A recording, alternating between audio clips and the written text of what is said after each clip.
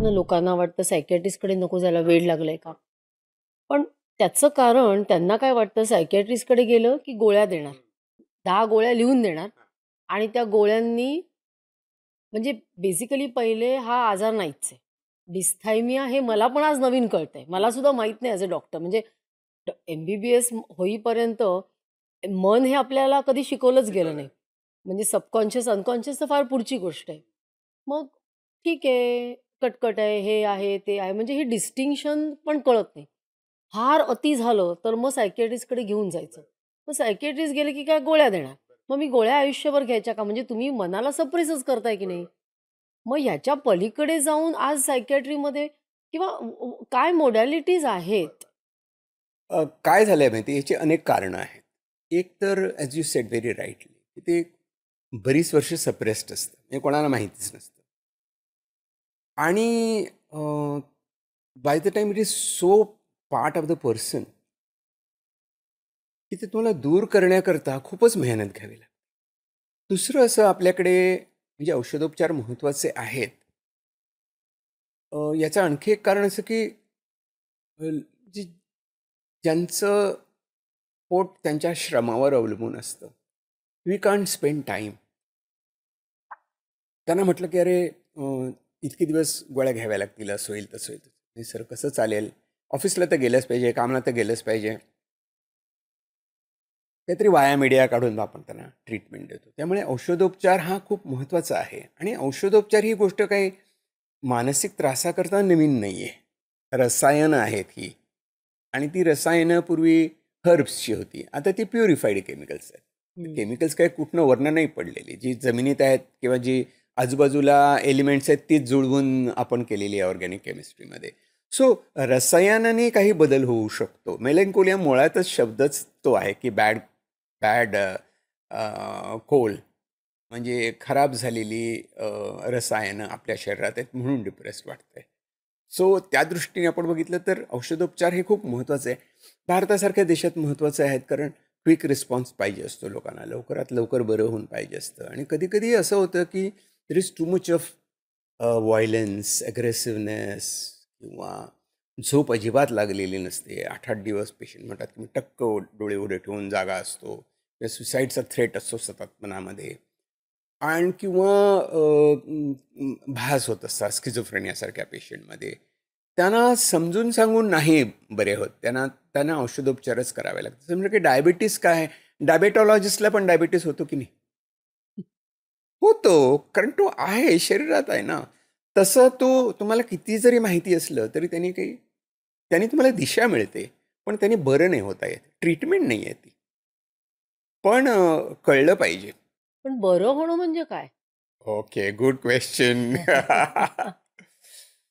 बरं होणं हा एक मोठी गोष्ट आहे सायकॅट्रीमध्ये. म्हणजे असं की करेक्शन आणि क्युअर असं पण म्हणूया. करेक्शन म्हणजे कसं की आता मी एक प्रश्न विचारतो, diabetes is it क्युअर्ड or corrected?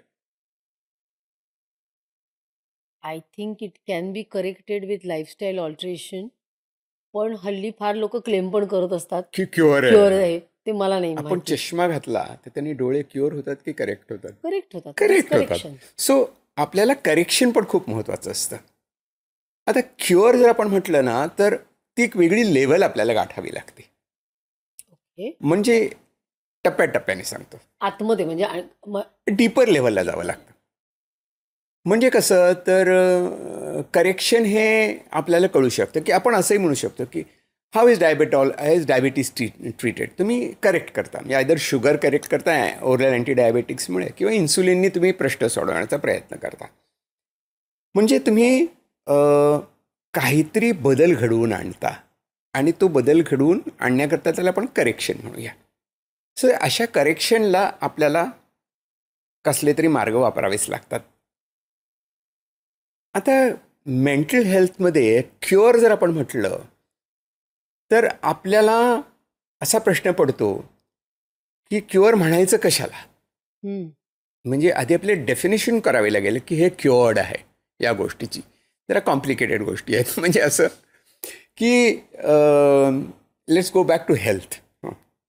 हेल्थची definition काय आहे? की सायकॉलॉजिकल, फिजिकल आणि आता WHOने स्पिरिच्युअल पण म्हटलं आहे त्याच्यामध्ये, की त्यातनं तुम्ही त्या रोगरहित अवस्था